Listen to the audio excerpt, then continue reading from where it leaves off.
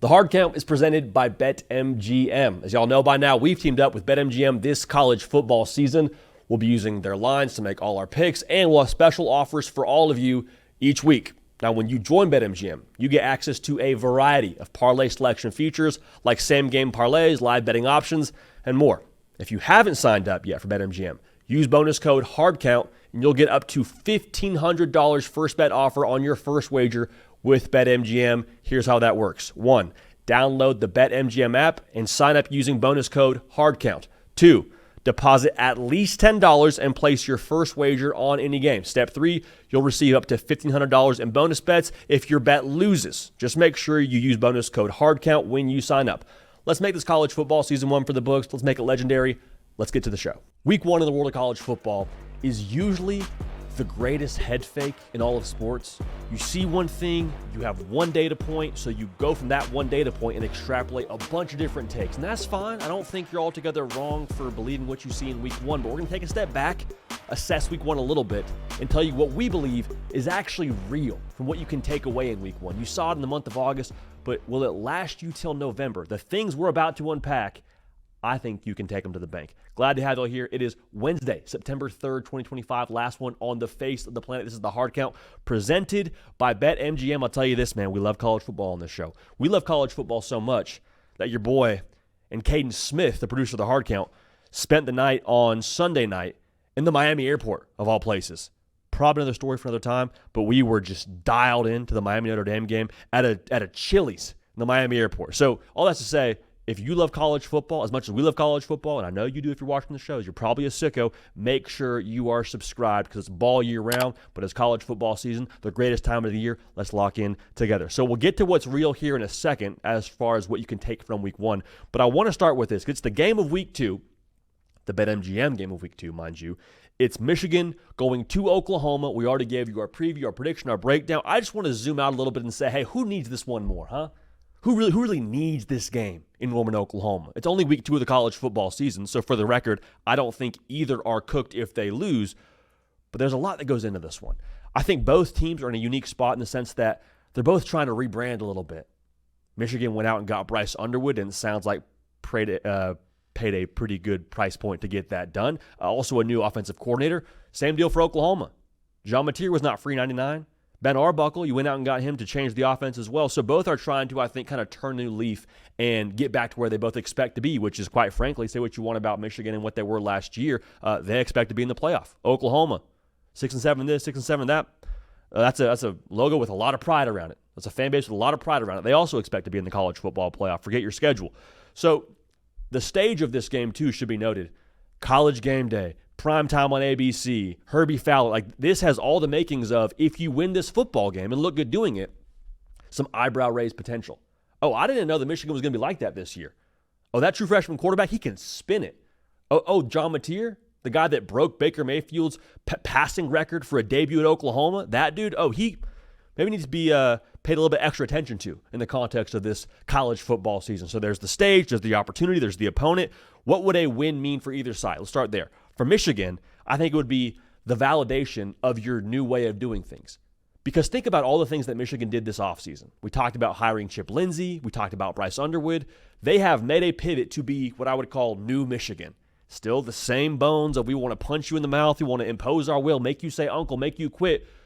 But they're going to be a little bit more nuanced, more modern how they run their offense. If you beat Oklahoma at their place with all that Oklahoma has on their roster, I think this is kind of a validation to the new workout plan you've put into place here if you're Michigan.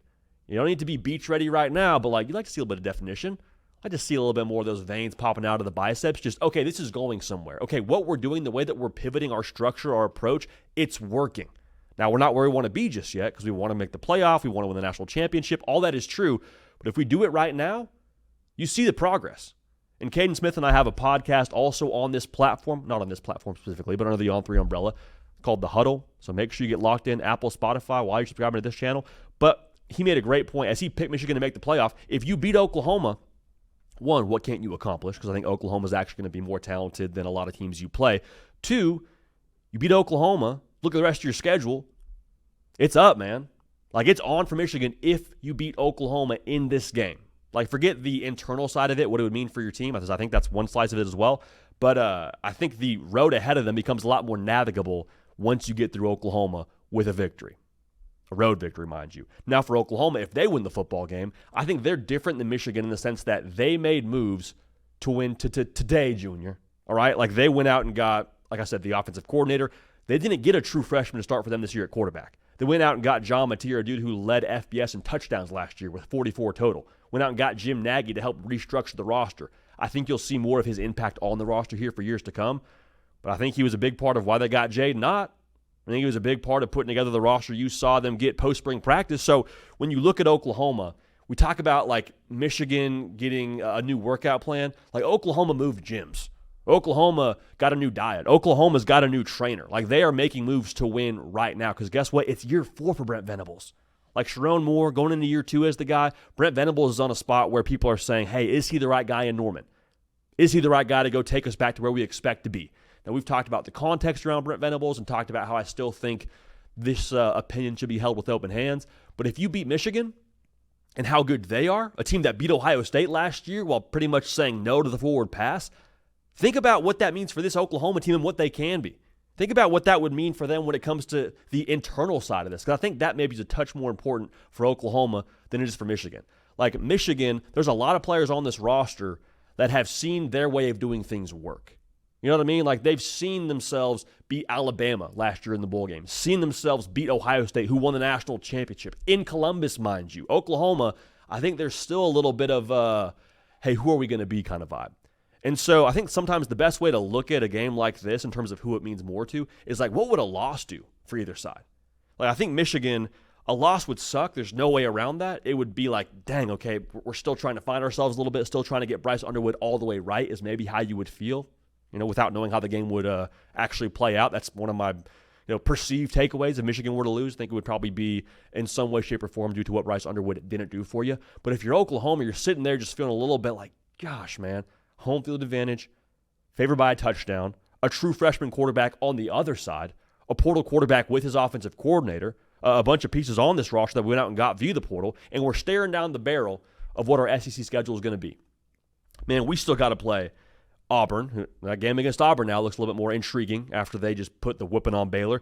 Texas, you know what that was, but you still got to play Texas. South Carolina, Tennessee, LSU, like, okay, if we're going to get back to where we expect to be as a fan base, as a team, which is the playoff, tell me we're only going to lose one of those games the rest of the way? Because we've seen now 9-3. I think with their schedule, maybe you have a conversation for the playoff.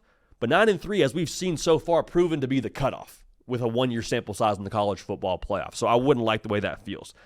I'm not saying they're cooked if they lose, but internally, if you can beat Michigan with all that team did a year ago and what you know about that roster and how they get down over there, I think that would be a feeling of, okay, all the moves we made, not just it's going to work, but like it worked in real time here against that opponent. So who needs it more? I'm going to go ahead and say Oklahoma. Would mean a lot to both sides. Again, if Michigan wins this game, the playoff becomes a much more real conversation. But for Oklahoma, if they lose this game, that playoff conversation, I think, becomes a lot more difficult to have. With yourself, at least, in the month of September. Not a great place to be in the month of September. So that game's going to be awesome, man. Going to be awesome. But the theme of today's show, what's real from week 1 of the college football season? Week 1's always a head fake, right? Last year, during week 1, think about the things that you thought were true. Hey, man, like, is that USC team going to be a wagon to make the playoff? Miller Moss, is he a Heisman guy? Miller Moss, we're a fan of on this show, but he didn't even finish the year for USC. USC finished the year with 6 wins in the regular season. Okay, they won the bowl game now. Don't get it twisted, but I'm just saying, I don't mean to dunk on USC, but that's kind of the best example of, I think, what you can point to and say, I like it, I appreciate it, it's great for week 1. However, let's give it a little bit of runway here. All right? One of the things that I think is absolutely real coming away from week 1 of the college football season, LSU's defense. Big reason why, it passed the eye test for me. And the eye test is sort of fickle, but I think what LSU did defensively in week 1 is going to save really well. Like, there's a difference now between a good song and a good sound. I like Nickelback. They got a couple of good songs I'm a fan of here. If Everyone Cared, go ahead and check that song out. Great song by Nickelback. Guess what, though? I'm never going to Nickelback as my go-to on the rotation if someone passed me the aux. Why? Because I care about my friends. 2, because I care about my own ears. Now, Coldplay, on the other hand, like the sound.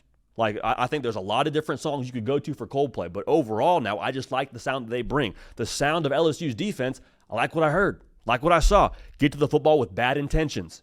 Check. Competitive plays, composure, making those plays. Check. Fourth down, and the game. Harold Perkins go force the issue against Cade Klubnik. Cool. Love to see that. Looks like they got to a certain degree of just cohesion across the defense, too. Some portal pieces, you were wondering how they would all translate and fit and sync up. Blake Baker had those guys dialed. So if that's going to be the way they look in that game against Clemson, I trust that filter, man. Like, truly, I do. That's a game where you're on the road against an offense that's not trying to figure it out. Hey, who are we? It's a year 3 quarterback. A mobile year 3 quarterback. A mobile quarterback that could have solved problems against your blitz if you were not on your P's and Q's. A roster with a ton of production back. Also, let's be honest about this thing. It wasn't like LSU offensively was just lighting it up. And I'm not knocking LSU on the offensive side. I still think they're really freaking good and did a great job in that spot. But it wasn't like, hey, we got to go score for score with Garrett Nussmeier and co. here. Hey, man, we got to get out of our game plan. Like, they scored less than 20 and won the game, dude. That's what's so impressive to me. You had an honest game for the most part with what you were up against on the Clemson side of the football offensively, and what you were on defense held strong, held serve. So the personnel we already thought was good. That was confirmed. But again, the sound versus song thing for LSU on defense got me real excited and makes me believe that's going to translate here the rest of the college football season, okay? So that's the scary thing. If the defense isn't the question, you're going to question us? You're going to question Joe Sloan? Question those weapons? Not me. Offensive line, I mean, it looked good enough against Clemson with that D-line who's got 2 top 10 picks on it. I feel like if that's going to be the case, going forward, okay, I can trust LSU. So that's where it gets really scary. The defense was always the part of the equation you had a question about. If that's the answer to where it's real and reliable going forward, all right, hey, LSU, I'm not telling you they're going to win every game going forward, but I'm telling you they can win every game going forward. Because when you can win a game scoring less than 20 on the road against one of the top teams, top rosters in college football, arguably the top roster in college football, what kind of game can't you win? Because I already told you, I think they can win a shootout. If you don't, then I would check with Barry and Brown and check with Nuss and check with all the weapons they have over there. I think they can win if it's played in the 30s or 40s. But when you can win scoring less than 20, that is psychotic. That is psychotic. So it's going to be on LSU to be consistent, all the things that it takes to win in college football. But I'm just saying, I feel a lot better about my natty pick after that game over Clemson. So the LSU defense, after week 1, a lot's going to change across college football, a lot of shifting pieces. You can trust that defense. It's real. It's reliable. Good song, sure. Sound, though, more importantly, LSU's got the right sound. It's going to translate for the rest of the college football season. Go ahead and take that one to the bank. Something else that's reliable, something else that's real after week 1 of the college football season. I think the ceiling Florida State has is real. Maybe a better way to say this, I think the lack of ceiling for Florida State is real. Now, before the year, hand up, I said I think they're going to probably hit the under on their win total. 7.5 is the number. I got them at 7. And for those of y'all saying, JD, you didn't believe in us, you doubted us, yeah, absolutely right. Won 2 games a year ago. What do you mean? Did anybody in the right mind think Florida State would go out there and whoop Alabama? If you had flipped the spread, Florida State would have covered that spread. Like, that in itself is ridiculous. I did not have that on my bingo card for week 1. No way around that. And I still have no idea what Florida State's going to be. I don't think any of us do. But the point that I'm trying to make here is we saw in this game, in week 1 of the college football season, what Florida State can be. And that's the real thing here. Florida State can now go compete for the ACC championship because of what we saw. Now, I'm not predicting it right now, but hear me clearly. Last year's Florida State team, what would they have done in that game? Scored what? A whopping 13 points? Quit at half? That wasn't the team that rolled out there. It was a team that was aggressive, a team that had some fireworks to them, a team that played with a different temperature on defense, a team that had a swagger about themselves. That wasn't last year's team. And a big part of that, because of what we said going into that game. Hey, brand new outfit now, 40-plus new players, like darn near 5 new coaches, 2 new coordinators, new quarterback. It's a new outfit at Florida State. And that translated to this game. Now, every game going forward, we have to account for this data point. Even if Florida State goes out there and lays an egg in the coming weeks and they look awful, you still have to account now when Florida State plays Clemson. You have to say, well, it's possible that we see this level of output yet again from Florida State when they go play the big dog, when they go play Florida, when they go play Miami. Who's to say Florida State can't win those games? After this game, it's not me. It's not me. Now, the other thing that needs to be mentioned here, why I think the ceiling is more real for Florida State, think about the coordinator combo that FSU has. You got Tony White and Gus Malzahn, both called games, dude, against Alabama. Tony White got after Ty Simpson, kept them in check. Gus Malzahn put on an absolute clinic, passing out T-shirts and juice boxes afterward, and like they were on their P's and Q's, man. So if that's the coordinator combo we have, and I think even beyond just this game, the body of work both those guys bring to the table is impressive. But if that's the coordinator combo, how many games will Florida State just be straight up out game planned? Like maybe Clemson, you say that coordinator combo is pretty solid too, Garrett Riley and Tom Allen. But like for the most part, if you're not splitting hairs here, 80 to 90% of the games that Florida State has in front of them, I think their coordinator combo together should be an advantage for them going forward. So if you're telling me that's going to be a possibility for us, it comes down to, okay, what can your players bring you when it comes to execution? And execution, I think, in large part falls into the category of, well, what are you doing during the week when it comes to the focus, the intentionality? Because I'll say this, Florida State, people want to talk about how lackadaisical Bama was, and we even talked about it on our show yesterday. Like, hey, listen, they were not intentional. They did not bring their A game, whatever. Florida State brought it. So as much as you want to say Bama didn't play their best, Florida State, with what they brought on that day, it might have been the difference anyway. Like just all things considered, like as talented as Bama is, I think you got to make sure you tip your hat to how well Florida State played. So I bring that point back to say, if it's about game plan being in a good place and you've seen what your players can do, it falls into this category of, well, how does Florida State handle the ups and downs of this season? Starting with this game, like this game is a potential to be some caffeine for that team. How do you handle caffeine? Some of us now get a cup of coffee, empty stomach, a little bit jittery, a little bit nervous. Is the world ending? That's how you feel sometimes. Or the caffeine is like, hey, I could take on the freaking world right now, dude. Read a Harry Potter book in a matter of a half hour. Like it does not matter. It gives me more confidence, juices me up. What does this win do for Florida State? Does it cause them to be a little bit complacent? Everyone's talking about you now. You get a little bit more on edge. The expectations are ramped up a little bit, so you start to play and prepare differently. Or is it, no, we beat Bama, bring on whoever. We don't care. Tommy C talking his cash, hope he keeps doing it. Awesome. We're staying at the same output we had in this game versus everyone else. And if that's the case, again, Florida State, there's no game that I'm telling you they just are going to be massively outmatched in. That's how I feel about it. So the question in line with that is, what percent of this game schematically was like a max out for Florida State? Because I'm telling you, you're pulling out reverses with, I don't even know this, the ACC 400-meter record holder. That was ridiculous. You're rolling out reverses with that, dude. Do you have more bullets in the chamber? Are there more misdirections up the sleeve? Is there more answers off of the answers you showed in this game? Or was it like, hey, man, we're 13.5-point dogs at home. Yeah, we emptied the clip. JD, we emptied the playbook, and we should against Bama. Like, no fault of your own. But now understand that's on tape for Clemson, for Florida, for Miami, for Pitt. Like, you go down the line for Louisville, like all the way across the board. That's now out there for the good folks in Tallahassee. How do you re-rack and still have other answers to give teams problems is my point here. Because if they got more in the chamber, if they just hit 4 plates and they're like, nope, more, put more weight on the bar for us. Okay, then, again, all bets are off. But to make sure we say this very clearly as we finish out this segment, Florida State, what you saw, I think that ceiling is real.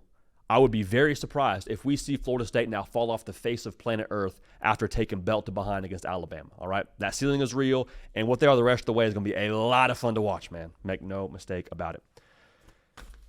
So there was a couple of games across that noon slate that really kind of got overshadowed by Ohio State, Texas. Like Tulane and Jake Retzlaff putting on a show was one of them. Tennessee, Syracuse, if you're a multi-screen kind of person during that noon window, that to me got like the JV screen. We're in the airport, myself and Caden Smith, just devouring a burger while watching Ohio State, Texas on one screen and then watching Tennessee, Syracuse on the other screen. But there was one play that stuck out to me where I'm like, oh boy, I think that's real, and I think that's going to change the game for Tennessee here in 2025. I feel a lot better about having them closer to 9 wins than 7 wins, as some folks did across the college football landscape. Tennessee and Joey Aguilar had a Mona Lisa of a play, a deep ball to Braylon Staley, 73-yarder, strike up the band. If you're a Tennessee fan, felt like a glass of cold water in the desert after the last couple of years. Because how many times had you seen that play be open and then see Joe Milton sailed into the third row of whatever stadium y'all were in, or Nico Iamaleava? One, maybe not even get the throw off. Two, once he did get the throw off, it was like 5 yards past the guy's head. Joey Aguilar stood back there, diagnosed like a doctor, delivered like a midwife, on the money to Braylon Staley. 73, like that was not just like catch and run 73 yards. It was like, no, from my guy's own 25-ish yard line, uncork it, Braylon Staley, baby in the basket, we're in the end zone. Had to feel good, man. Had to feel good.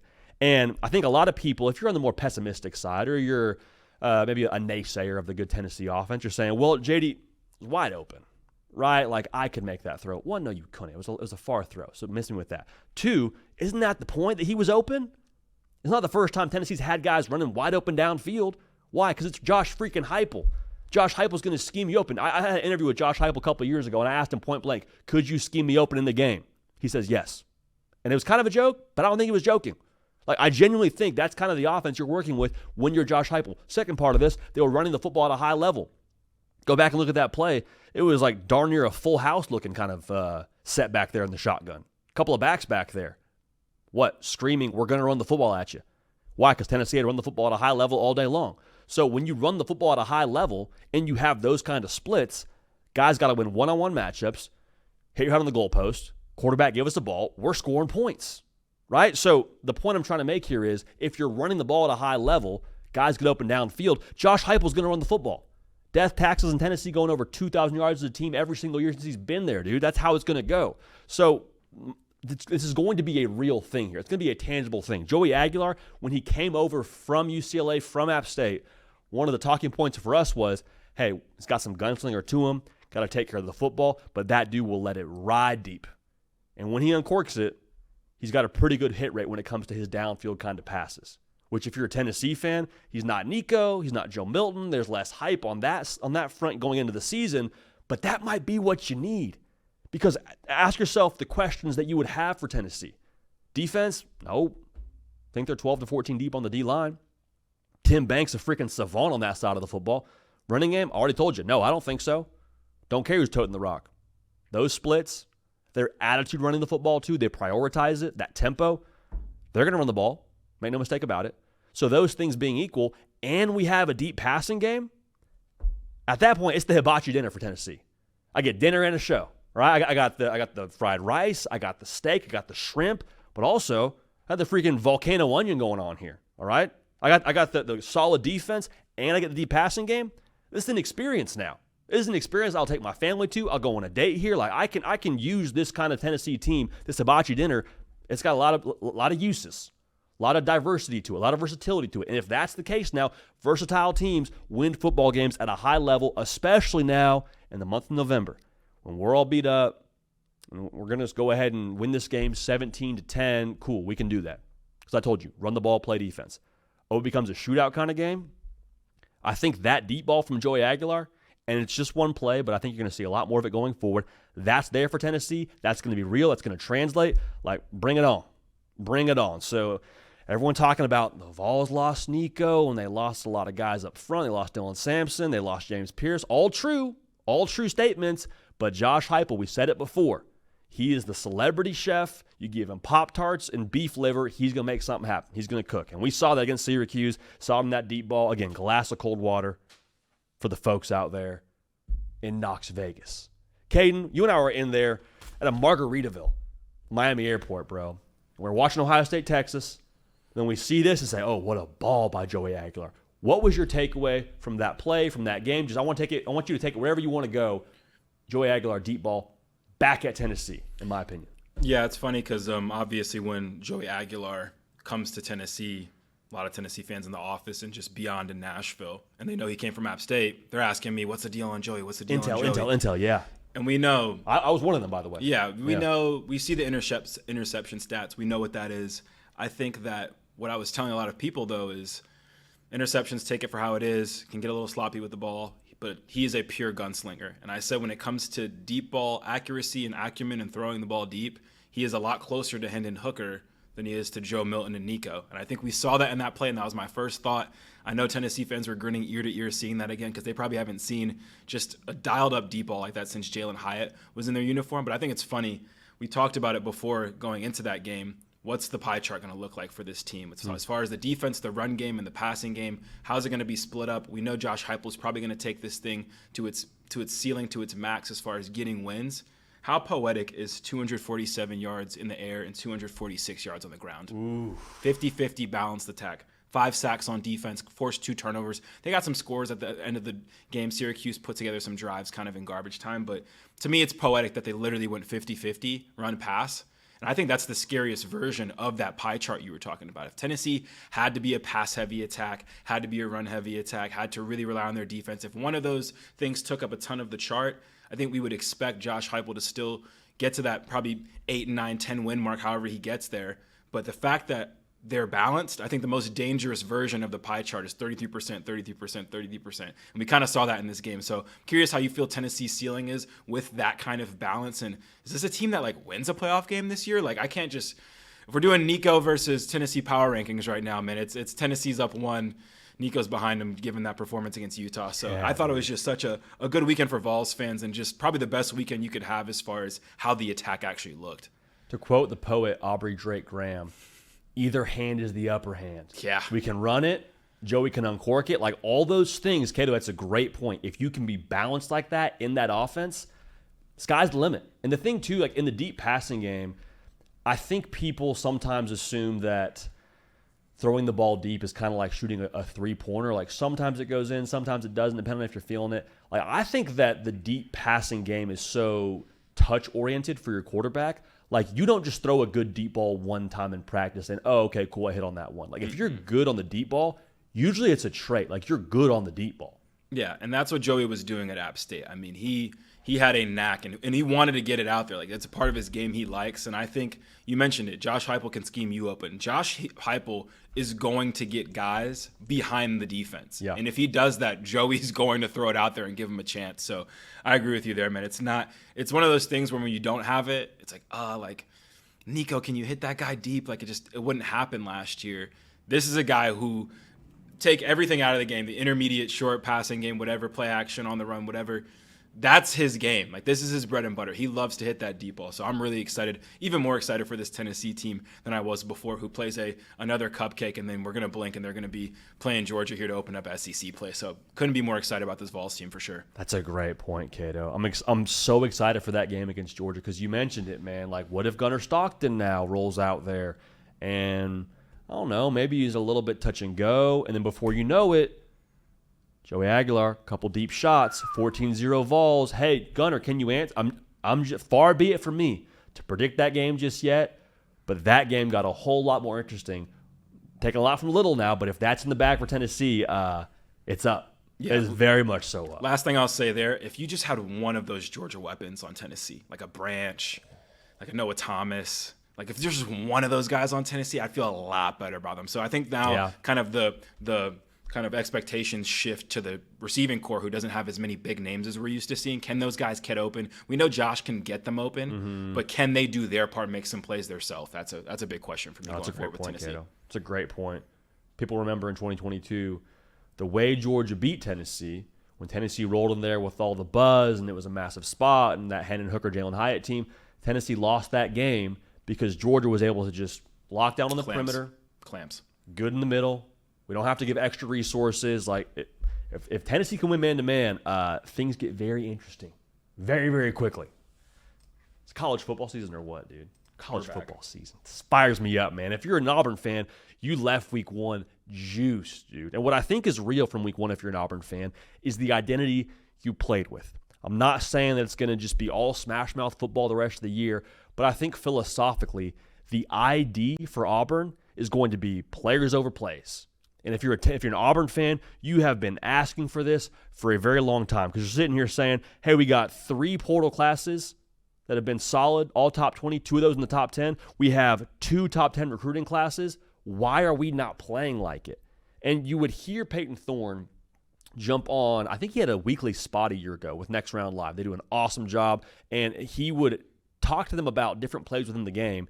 And I think he walked them through, it was the Oklahoma game where he threw a pick six. Oklahoma walks it off, and he gives this just like extremely lengthy answer as to everything he was checking through in the pre-snap, what he was looking at, things he was accounting for, and he legit, if I remember correctly, like rolled for 30 seconds to a minute in terms of things he was accounting for before the snap. And I left that answer, I'm like, man, it's a lot to think about pre-snap. Like, you're thinking about all those things before you run an RPO. Like, those are all on your plate. Like, you're thinking more than playing football. And when I was watching Jackson Arnold just go buck wild against Baylor on the ground, I was like, oh, he's not thinking. Not in a negative way. Like, he's not having to overcomplicate this system. Like, RG3 did a great job breaking it out on the broadcast. He's like, what's the box count? How many guys have to play the run? We have an RPO tag on this so we can throw it out to the perimeter or we can run it. Where's that overhang defender? Is that safety near the box? Or is he out near a receiver? He's near the box. Okay, cool. I'm getting that thing out to Eric Singleton. Let's work. Okay, cool. He's out there way too far to play the run. We're running the ball. It was just like playing football. That's all it was. Auburn was letting their players over their plays dictate the way this game went. And I loved every part of it watching Auburn, dude. And you say, JD, you picked Baylor. Yeah, I did. But seeing that result from Auburn, they deserved to win the football game. Like, they just out-personneled Baylor. There was no ifs, ands, or buts about it. And that's not me taking a shot at, like, any Hugh Freeze game planning. If anything, that's saying, like, clap it up for Hugh Freeze, dude. Like, for Hugh Freeze to say, I got better players, and I'm going to let them play ball. We're shrinking I don't know if you're shrinking the menu, but you're shrinking what's on your quarterback's plate, what's on your offense's plate. Let's go eat. Great, because that's, I think, how you win a lot of football games with how they've recruited, okay? And I love it for the fan base because you feel like you finally now have your head on straight. You were asking the last couple of years, JD, am I taking crazy pills for thinking that we should go and beat Cal, go and beat Arkansas? When in reality, it's like, yeah, you probably should, but the schematics or the way you were executing, whatever it was, clearly there is too much thinking going on that leads to turnovers, that leads to us losing football games we should not lose. So congratulations, you're not crazy. You have really good players, and that showed in the game against Baylor. But I love it even more for Jackson Arnold because of, one, like we talked about his story at Oklahoma and just how down bad my man was and the amount of public criticism he faced. But I also love it because he was able to play at his best, just, again, playing football. Like, Jackson Arnold is a good quarterback. He's a really good football player. And you saw that, like, in windows a year ago at Oklahoma. And I'm not saying Oklahoma was strictly a scheme thing for him. That's not my point in all this. My point is when Jackson Arnold is like, fudge it, we ball, he's one of the better ones out there. You saw it against Bama. I ran for 100-plus yards against Alabama. And he told us at media days, yeah, I was just kind of playing free. Not careless, but I was just playing free, which to me says I wasn't having to think a lot. I was just doing my thing. I was just playing ball. I'm not solving for why. I'm not working through the quadratic formula. I'm not trying to figure out what the powerhouse of the cell is. I'm just playing football. And when he does that, dude, he's a good athlete and has a lot of talent around him to where good things happen. And you saw it in that game against Baylor. So this might just be kind of the flavor of the offense. Not smash mouth, but I do think Hugh Freeze in that entire system, I think they kind of want to be run first. Now, here's where Auburn gets really good. Because with that system and that like approach, I think the floor is pretty high. Like, I think you get to where you want to get to, which is right around 8 wins if you're Auburn. As an Auburn fan, like your wish list before the year was 8 wins. I think you get to right around that number if you stick to this script, if it is low critical errors kind of game for you every single week on the offensive side. I think the players are good enough. But where Auburn can be a team where they do more than just win 8 games is they make that next evolution as a system. You know what I mean? Like, you're really cooking when you can add some explosives to that offense. When Cam Coleman gets to eat, when Eric Singleton gets to eat, when all those guys really get in their bag and you can run the ball, Jackson Arnold commands attention in the box, and then wouldn't you know Eric Singleton's behind the defense, Cam Coleman behind the defense, because if you want to get to where you want to go, which again is past 8 wins, your leading receiver's got to have more than 26 yards receiving. Like, to beat Bama, say what you want about Bama in the game against Florida State, it'll take a little more. Against Georgia, will take a little bit more. So if you can do that now, it's on. It's absolutely on. But again, I like that they're making it about the players, not about the scheme. It's not about, scheming guys open necessarily. It's more about we have better players than you. As coaches, we're maximizing these guys, but we're getting out of the way. We're playing football. And when Auburn just plays football, they're going to be a tough out. I'm not saying they're going to win every game. I'm not saying they're a playoff team. But at the very least, they're going to be a tough out, and their talent will be able to impact the game as much as it should impact the game. Because Auburn, again, I told you, 2 top 10 recruiting classes. they should impact the game. The portal pieces they got should impact the game. Singleton, Arnold, all that like. I really loved the identity of Auburn, and I think that's going to be real here throughout the course of the season. Going to be fun, man. Going to be fun to watch what they are the rest of the way. I tell you what, too, quick thought, that Iron Bowl got a lot more interesting after watching what Auburn did in week 1 and what Florida State did to Bama in week 1. And that's a spot, too, where last game of the year, who knows what the stakes are? Should be fun. Should be a lot of fun. So let's round out this show here. A little report card action. Report cards are never fun to get at the end of a semester. We're going to hand out a report card after week 1. This is a week 1 report card. I emphasize week 1 in the sense that you still got 11 more games to play. This is not defining any of these players, but it should be noted, it's just kind of a jumping off point for everyone. Whenever you get that first exam grade back, you kind of figure out how much time you have to spend in the library going forward. Like your boy, I get that first exam grade back. It's like, okay, might need to dial up the caffeine intake, dial up the late nights. We probably got to spend some more time here in the library based on that first exam grade. But let's talk about it, man. Arch Manning, first start as the guy for Texas. Now, he started games before last year. I understand that. But Ohio State, different beast than Mississippi State. No knock on the good people in Stark Vegas. My grade for Arch Manning after his first start in 2025, wait for it, it's an F. It's an F. And it sounds like I'm being harsh. I'm not out on Arch Manning. I still think he's a good student. I still think Texas will be more than fine. I think Arch Manning will be more than fine. But we got to understand now, the reason why I think Arch Manning failed that first test against Ohio State, there were plays to be made. He didn't make them. Now, there's a reason why he didn't make those plays. For me, a lot of that was upstairs. Seemed like he was a little bit tight. Seemed like he was playing anxious. I don't question if Arch Manning can throw the shallow cross on the mesh route. I don't question if Arch Manning is able to make those throws. The concerning thing is that was a massive spot in a game where Texas wasn't a gotta-have-it game. It was a I definitely would like to have it kind of game if you're Steve Sarkisian to be able to beat that team that beat you last year in the playoff. And, didn't make those plays. Did not make those plays, and that's the thing that now is going to be a talking point for us here over the course of the next few weeks going into the Florida game. Now, I said this even before we got into the week that was of week 1. I said if Arch Manning does not play awesome, if he doesn't go off, understand now there's still some runway for him. What you are in week 1 is not what you're going to be the rest of the college football season. So while I give him that letter grade for that one game, I don't think Arch Manning is like an F-level quarterback. I think he's going to be a great quarterback the rest of the way throughout this season for Texas. I think he'll be great when it comes to his college career and you look back on it and what it was in Austin. I think what it was a bad test taker kind of day for my guy. You know what I mean? I've always been a little bit leery of people that say they're just bad test takers. Are you a bad test taker or you just don't study very well? But I do think there's something to you look back over the test when you get it back and it says that letter grade and you're like, man, what happened? And you look back over the questions, it's like, of course, I knew that. I knew the answer there. Why did I circle that answer, not the correct answer? I think that's probably the way Arch Manning feels going back through that tape. Ryan Wingo was open. Why did I sail it on him? We had my guy running wide open down the field on that first pass attempt of the game. Why am I skipping it to him? Bad test taker, bad test taking day versus bad student. I'm leaning more towards that for Arch as a bad test taker day than a bad student. So I'm not out on him.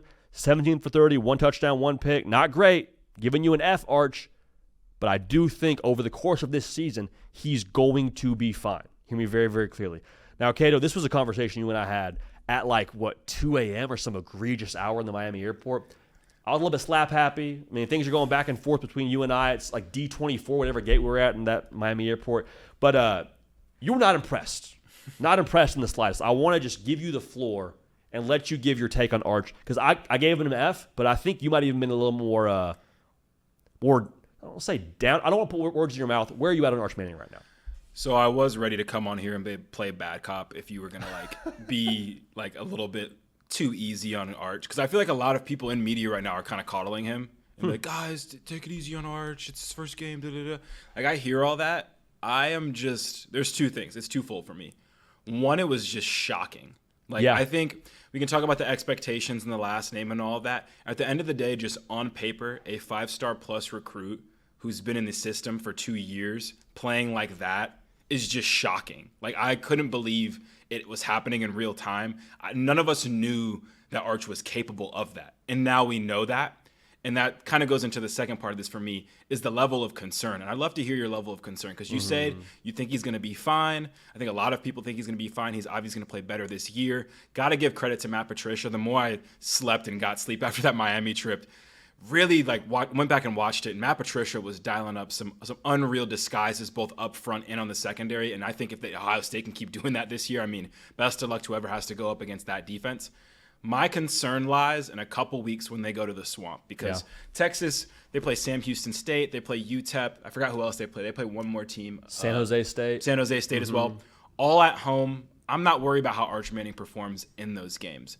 But when you go to the Swamp after that, and mind you, this is going to be a Florida team who is coming fresh off of a game at LSU, at Miami. Like, they're going to be battle tested and ready for the moment. That spot in the Swamp really scares me, and that's where we're going to have to see if Arch can overcome these problems he had that were far more mental than physical. I think we can all agree. I mean, throwing balls into the dirt, he was just so inaccurate, and you heard me saying it all weekend. He was so bad. Like, I couldn't stop saying it because I couldn't believe it. He played bad. Like, he is the reason why Texas lost. In that locker room, everyone's like, God, Arch, like, come on, man. Like, you got to help us out there. Like, I think it's undeniable that he has to play better, and I don't think we're going to truly find out till we get to that Florida game. This is a team that has national championship aspirations. Where are you at as far as him having to achieve that? Because I think they're going to play a lot of teams on their schedule that have quarterbacks that are not fearless, and we don't have to worry about how they're going to be in that moment. Like, I'm not worried about DJ Lagway, stadium pulse all the way up, missing short balls. I'm not worried about John Mateer doing that. I'm not worried about Marcel Reed doing that. Like, there are teams now, when we looked at Texas' schedule, I was even on the side of calling it easy on the schedule, on the easier side of things. But then when you pair now that we know Arch is capable of this with who he's going to have to play, where are you at as far as level of concern when it comes to like Texas and getting to where they want to go as a SEC champion, a national champion, and a playoff team? So I go back to where I had Texas in my preseason predictions. I had them as a playoff team. I did not have them in the national title game. I had them as a team that would compete for an SEC championship. And so coming away from this game, I still feel a little bit like, okay, let's let it marinate a little bit. I'm 100% with you. There was a shocking element to it, just optically. Like, going 17 for 30 is one thing, but bounce passing the ball on some of these throws, you're like, hey, I didn't know that was going to be in the realm of possibility. Maybe that's on me. Maybe I should have known. But with the last name Manning and with all that we had heard about the guy, that was a little bit more, I think how much the moment got to him shocked me. I'm still going to stick to what I said before and say I'm going to give it till Florida. If we get to Florida and it looks the same as it did in Columbus, then I'm going to say, okay, what's going on? Yeah. What's going on? I still think Texas, in a weird way now, Ohio State was the toughest test you could have given to Arch Manning based on that defense and that personnel. But I think if we go up to play Florida and it's that same level of like shockingly concerning when it comes to missing layups, then I'm going to say, okay, I think we can still win ugly, but like, how ugly is it going to have to be for us to go get to Atlanta and play for an SEC championship? Yeah, a couple things. One, horseshoe, the shoe, Ohio Stadium, #1 in stadium pulse now in the video game. Gus Johnson. We got to just up that now. Yeah, like, that has to be, like, they had Arch seeing ghosts out there. The first half was jarring. Like, the first half was, I couldn't believe it. It was one of the worst halves of football quarterback has played. I'm worried because I think we can both agree Florida is going to be closer to Ohio State than these other three teams they're going to play on their schedule. So it's just so drastic. Like, it's going to be fascinating to watch. It'll be cool to watch the highlights of Arch the next 3 weeks. Whatever he does, he'll do. But that Florida game, man, that one's circled. Like, that one's circled. Can't wait to see it. Lagway versus Arch. I mean, this kid's going to have to get better from the neck up. I don't know what it's going to take, talking to his uncles, Steve Sarkisian getting him right. And I put some of the blame on Sark as well. I think Arch missed a lot of, like, gimme plays. You can't have your receivers diving on the ground during a screen pass behind the line of scrimmage. You can't miss some of those intermediate short passes that were layups. But, like, at that point, like, let's just run some option. Like, let's get this kid going. So I am curious if he isn't that top billing, just drop back, dissect the defense kind of guy. How does Sark have answers for that? How does he involve him in the run game? Texas just became a lot more interesting, I think, for sure, just given this performance Arch had. If there was a quarterback that needed to have a support system after a game like that, it's Arch Manning. And the support system he has, like you just mentioned, I guarantee in 24 hours since that game ended, he's like, Uncle Peyton, what's up? What were you seeing? Hey, how do I bounce? Uncle Eli, what's going on? Hey, Sark, like the combo of Mannings plus Sark gives me confidence that he's doing the right things to bounce back from this. But like you said, he's going to have to do it. Against Florida, we're gonna have to see, man. We're going to have to see. You got to make your layups. I don't think there's anything his uncles can tell him about making his layups. Like if just complete the short mental passes, side Arch. potentially, composure. Mentally they'll get him right for sure. And this is the last thing I'll say because we have some more quarterbacks to get here. Love it. Maybe Archie was trying to tell us something when he was like, "Hey, he's not coming. Oh, stop! He's not coming back. He is coming back. He's not going to the draft." Maybe Archie knew. Archie knew he had some growing to do for sure. But just Archie throw him under the bus, man. Yeah. Let's get to the rest of these quarterbacks. Brutal, man. Brutal. It's good stuff though, man. Yeah, Arch Manning, not a great grade. Last thing I'll say too before we move on to old Carson Beck, Arch Manning. If you're looking over the test, a lot of questions he solved were like that was actually way harder than other parts of the test that you didn't do well on. Like the down the sideline NFL level throw to his tight end, I was like, that's way harder than making the throw to Ryan Wingo. He's running wide open. So I digress. But Arch Manning, not the best showing, all right? Not a fan necessarily of what we saw against Ohio State. Toughest test of anyone else on this list. And again, I'm not out on Arch. I think he's going to be okay. But that game against Florida, like we said, that's where we'll start to have a little bit more of a definitive take on the young Manning out there in Austin, Texas. But let's go from that grade for Arch to a much better quarterback grade, and that's from A1 Carson Beck, the way he played against Notre Dame. I'm giving him a nice little A-. Now, it wasn't perfect, but he did what the assignment required. 2 touchdowns, no picks, 205 yards, gross game, gross weather. Carson Beck, man, how nice is it to see him playing with wide receivers that can catch the football? We got C.J. Daniels just one-hand OBJing himself in the end. Like, that itself was incredible. I was so impressed by the level of weapons he was working with, even the guys that we had questions about. Malachi Toney just getting right. Shannon Dawson, I don't think it's enough credit for the performance we saw from A1 Carson Beck. One, he missed spring practice. So the most important part of your install period in the college football calendar, your quarterback missed, and your offensive coordinator had him looking like he'd been in that system for years. That was super impressive to me. Also, I think we should mention this. Carson Beck, there was a lot said post-game about him having football be more fun to him again. I think that's really interesting because it says to me the headspace Carson Beck was at Georgia during that last year might not have been the most optimal for competitive output. Shannon Dawson is very different, I would have to imagine, than the voice he heard from A1 Kirby Smart. Like, the vibe I get from Shannon Dawson is, dude, go let it rip. We're going to back you either way. Go do your thing. Go play ball. Go let it rip. I think that's what Carson Beck needed.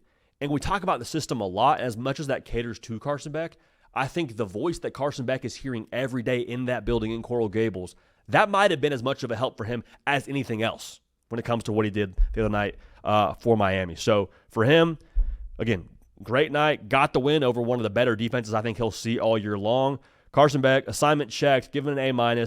Loved that from him in his first start out there for the U. Ty Simpson didn't fail. Right now your team failed. No way around that. Didn't fail.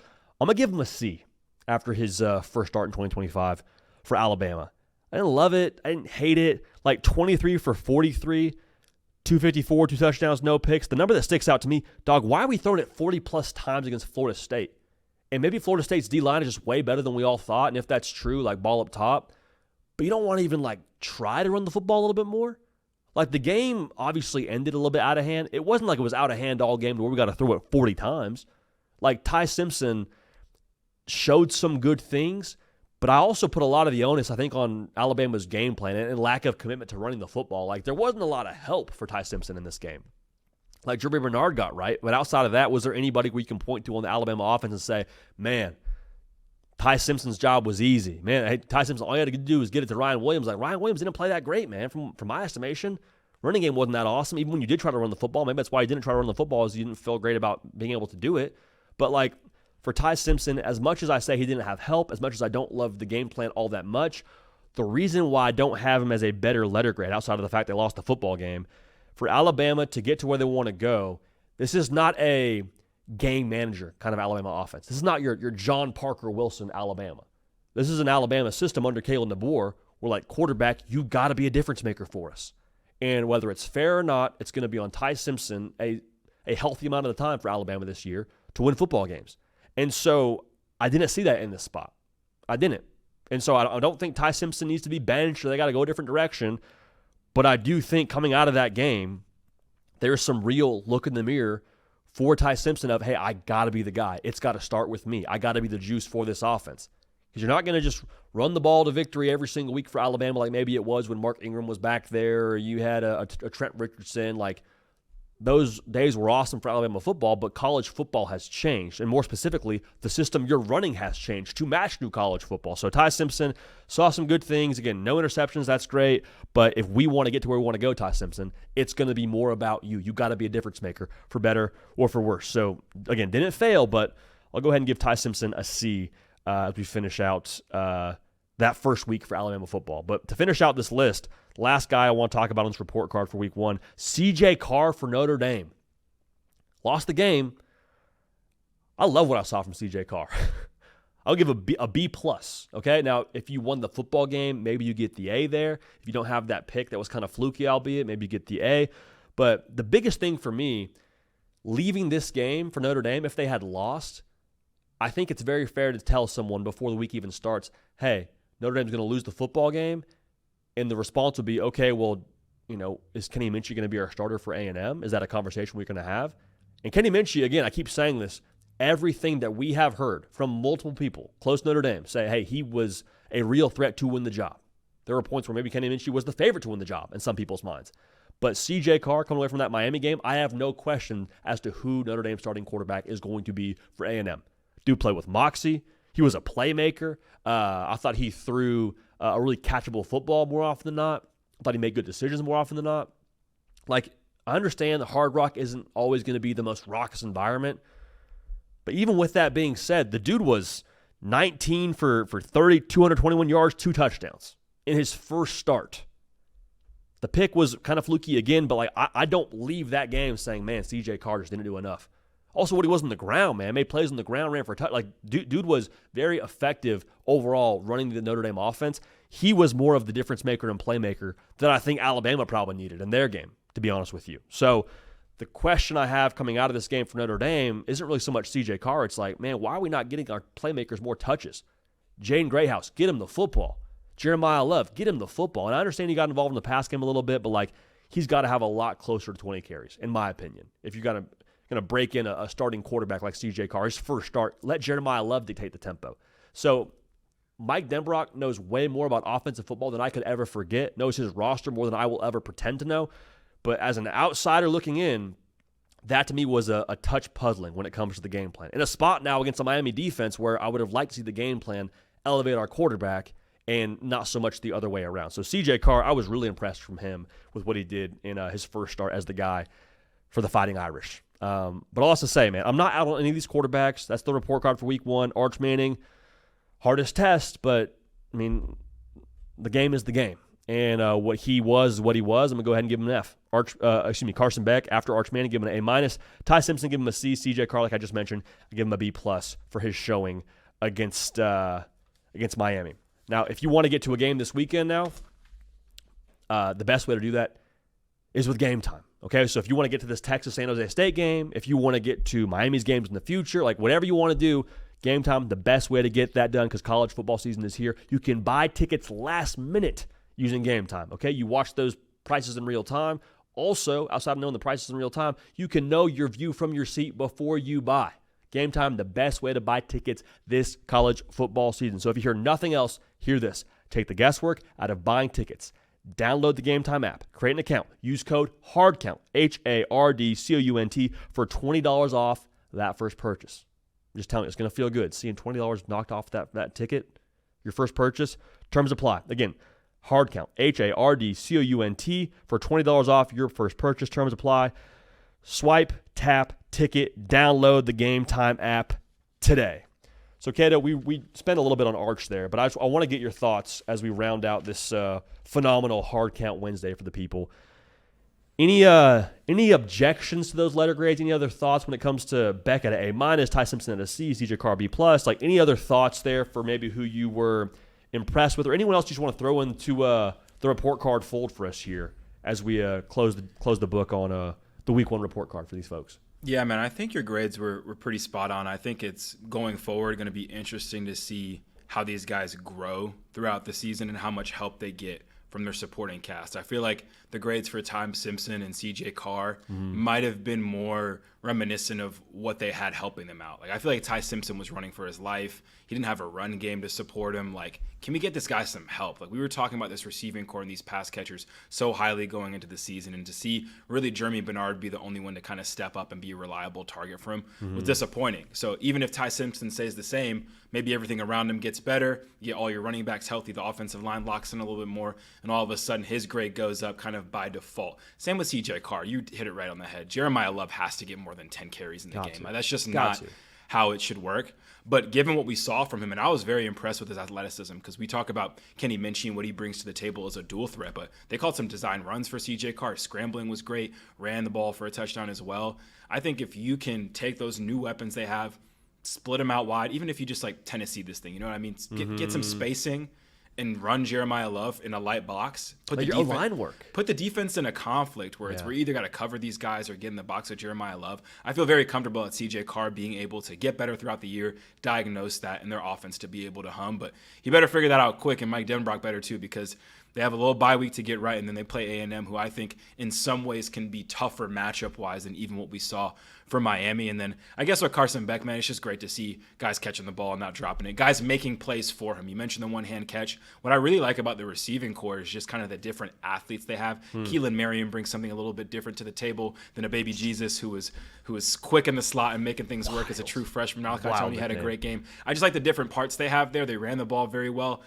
And then you hit it on the head as well in the offseason, just talking about how this offense might look different as far as Cam Ward being a little off time, can improvise very well. Carson Beck just did an excellent job playing within the system, and he even showed not some mobility, but like just some really good pocket awareness. That touchdown to Malachi Tony, the way he stepped up, very bro-ish, the way he stepped up and moved in the pocket, got to his second, third read, man. He looked good, and I'm very excited about him. And I just can't help but think, like, what if this is the year for Miami? Like, what if the defense figures it out, the rest of the offense is really helping him? It would just be a shame, because Cam Ward was like my favorite player probably in college football last year, my favorite to watch, and his defense ultimately is what let him down and why he wasn't able to reach those heights and take Miami to an ACC title game or the college football playoff. This could be the year they do it. I'd be sad for Cam Ward. I'd be happy for Mario Cristobal and our Canes fans for sure, but there was a ton of good performances across the country. I mean, you have a true freshman at Cal that put an A+ up. You know what I mean? Like you have Devin Dampier in Utah putting up an A+.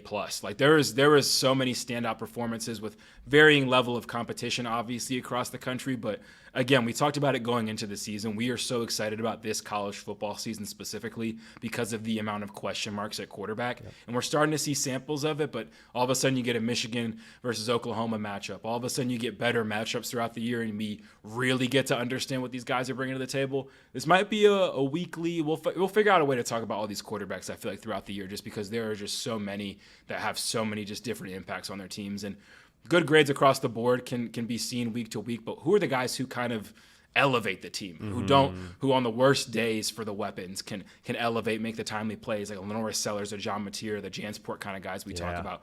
Who those guys end up being, I think, is going to be who we see in the playoff in these conference title games. Because you hit it on the head. Quarterback is crucial across the board in college football every single year. But in a year like this, where we're kind of looking around the country and like, okay, new guy here, new guy there, who's going to step up and elevate an already pretty good roster in a Ohio State? Pretty good is a poor way to say it. One of the best rosters in college football in a Julian saying. Miami. Dude, if Cam Ward ends up missing out on a serviceable Miami defense, I'll be sick to my stomach, because we agree, like, he was good enough to allow Miami to play for a national title. Yeah. Good, maybe not win it, but play for one. He was that level of special. And so just funny how college football is, man. The one year where you have a freak show at quarterback and Cam Ward is the year where you don't have a defense, and that happens the year after. So we'll see, man. Last thing I want to say, you and I had just an abysmal airport experience, which is probably another story for another time. But I'm watching CJ Carr in row 34 seat F on my iPhone using YouTube TV, seeing him lose ground, reverse field, go back across, like Johnny Manziel-ish, which is a wild thing I never thought I would say around CJ Carr, but the kind of play you would see Johnny Manziel make and then find a receiver in the end zone. I was like, okay, that's some That's some real deal, like next level moxie, next level playmaker. Like if Notre Dame has a guy at quarterback that elevates an already good playmaking room and we can figure out this game plan disconnect, like Notre Dame lost the game, but I mean, if that's your guy at quarterback, they're going to be more than fine, dude. Yeah, Denbrock called a design run for him like on a 3rd or 4th down. It got blown up. Like Several times. The defensive tackle made a great play, but like that happened in the first quarter. I was like, oh, we're already like 3rd and Carr in the bag. Yeah, like we're doing this thing. So no, I'll be curious to see how they play in a must-win game already in week 3 when that comes around. But yeah, Carr impressed me for sure. I thought maybe if he was like an absolute statue and he was just such a contrast to what Kenny Minchie is from the ground standpoint, we might see a Minchie, but he has some of that juice to him too from the legs. So I'm excited to see what they can do that backfield before. You gotta get Love more touches, man. I like that they incorporated in the pass game, but they gave him the ball twice in a row and it was 3rd and 1. Like that's what he does. Like he's a chain mover. He's a mismatch. Like you just gotta get him some more carries. So I'm curious to see how they attack it here in the next coming weeks. Cato, great stuff, man. Great stuff. Like the Black Eyed Peas. Where is the love? Where is the love, the love? Neither here nor there. Hey, appreciate y'all being dialed in, making this show what it is. We are back on the air tomorrow morning, 11 a.m. Eastern. For all of you sickos, college football is here. We love it. We embrace it. We cherish it. We make sure we make every single game week count. That's our philosophy on this show. I know it's your philosophy as a college football fan. For Caden Smith on the 1s and 2s and on the mic now, bringing some juice to myself, JD PicKell. We love y'all. We appreciate y'all. We will keep this party rolling. We will see y'all next time.